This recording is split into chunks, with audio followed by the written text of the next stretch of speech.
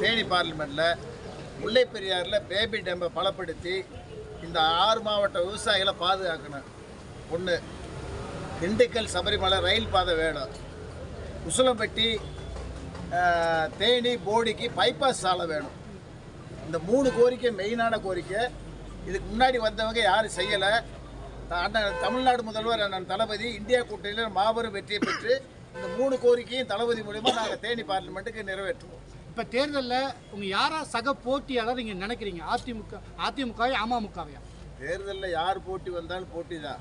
யார் இதுன்னு பிரித்து சொல்ல முடியாது. மக்கள் தான் தீர்ப்பளிப்பாங்க.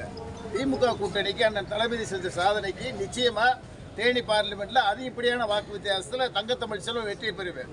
இப்போ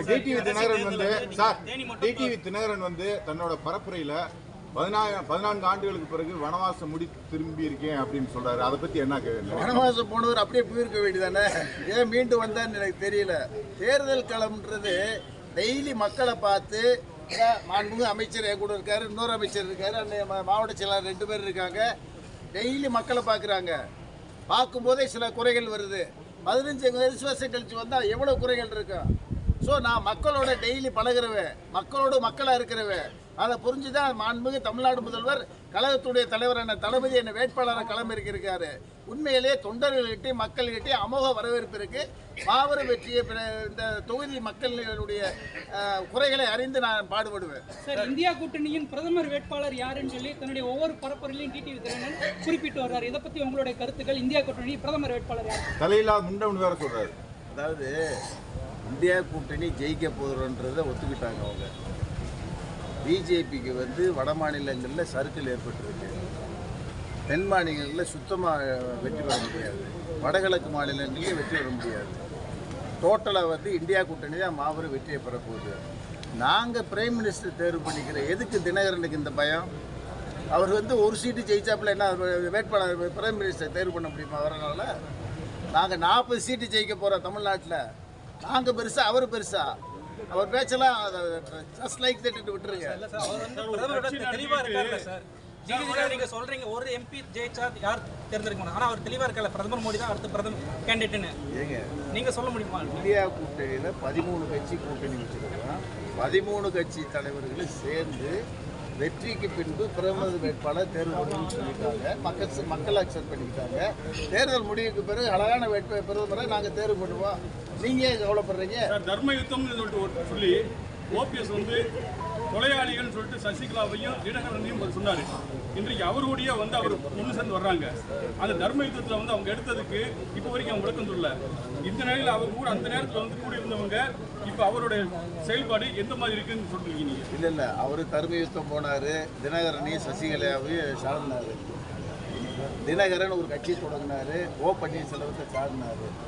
2 பேரும் ஒன்று சேர்ந்தாங்க. இதே தினகரன் வந்து பிஜேபி வந்து 30 வருஷத்துக்கு தமிழ்நாட்டில் ஜெயிக்க முடியாதுல்ல. அடுத்த பிரதமராக நரேந்திர மோடி வர முடியாதுன்னு சொன்னவர் தான் தினகரன். இப்போ வந்து ஒரு சீட்டுக்கு போய் காலில் விழுந்து கெஞ்சி சீட்டை வாங்கிட்டு வந்திருக்காரு. எதுக்கு வாங்கிட்டு வந்தாருன்னு தெரியல. உண்மையிலே அதிமுகவில் பலம் இருக்குன்னு அவங்க விரும்பினா தினகரனும் பன்னீர்செல்வம் சேர்ந்து ஒரு சின்னத்தை வாங்கி தொண்டர் பலத்தை நிரூபிச்சிருக்கணும். பிஜேபி பக்கம் தினகரன் போவாராம், சுயேட்சையா அண்ணன் பன்னீர்செல்வம் ராம்நாடு போவாராம். மக்கள் இதை எப்படி ரசிப்பாங்க?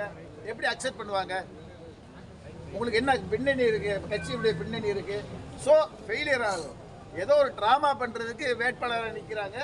மக்கள் தெளிவான முடிவை உதயசூரனுக்கு ஓட்டை போட்டு அந்த தளபதிக்கு வெற்றியை கொடுப்பாங்க. திமுகவுடைய தேர்தல் அறிக்கை பார்த்தீங்கன்னா அரைச்சமாகவே அரைச்சிருக்காங்க அப்படின்னு சொல்லிட்டு உதயகுமார் சொல்லியிருக்காங்க. ஆனால் அதிமுகவினுடைய தேர்தல் அறிக்கை பார்த்தீங்கன்னா மக்களுடைய மனநிலை, அவங்களுடைய கோரிக்கை எல்லாத்தையுமே பிரதிபலிச்சது அதிமுகவினுடைய கோரிக்கை இருக்குது. திமுக வந்து அரைச்சமாகவே அரைச்ச கொடுத்துருக்க கோரிக்கை அப்படிங்கிறாங்க. அதாவது இந்த தேர்தல் அறிக்கை அப்படிங்கிறாங்க.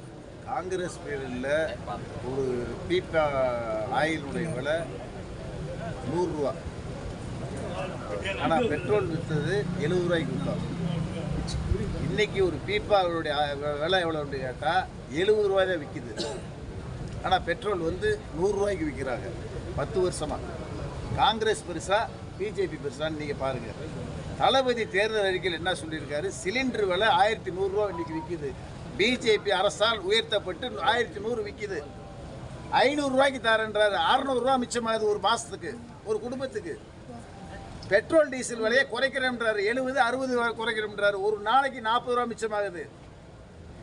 இப்படிதான் திட்டங்களை நான் கொடுத்துருக்கேன். நிச்சயமா இந்தியா கூட்டணி ஜெயிக்க போது. அதனால தான் தளபதி இவ்வளவு பெரிய வாக்குறுதியை கொடுத்துருக்காங்க. அந்த வாக்குறுதியை நம்பி எங்க கூட்டணிக்கு மாபெரும் வெற்றியை தருவாங்க தேனி பாராளுமன்ற மக்கள். தமிழகத்தின் போதை கலாச்சாரம் தேனி மாவட்டத்தில் உசிலம்பட்டி சோழ வந்தாலும் உங்களுக்கு ஆதரவு எப்படி இருக்கு? அண்ணன் மூர்த்தி தான் பக்கத்தில் இருக்காரு. இவரு மணிமாரி பக்கத்தில் தான் இருக்காரு. இந்த 4 சட்டமன்ற தொகுதியை காட்டில் அந்த 2 சட்டமன்ற தொகுதியில் அதிகப்படியான வாக்கு கிடைக்கும்ன்ற நம்பிக்கை எனக்கு இருக்கு. அவ்வளவு எழுச்சி இருக்கு. பரப்புரையில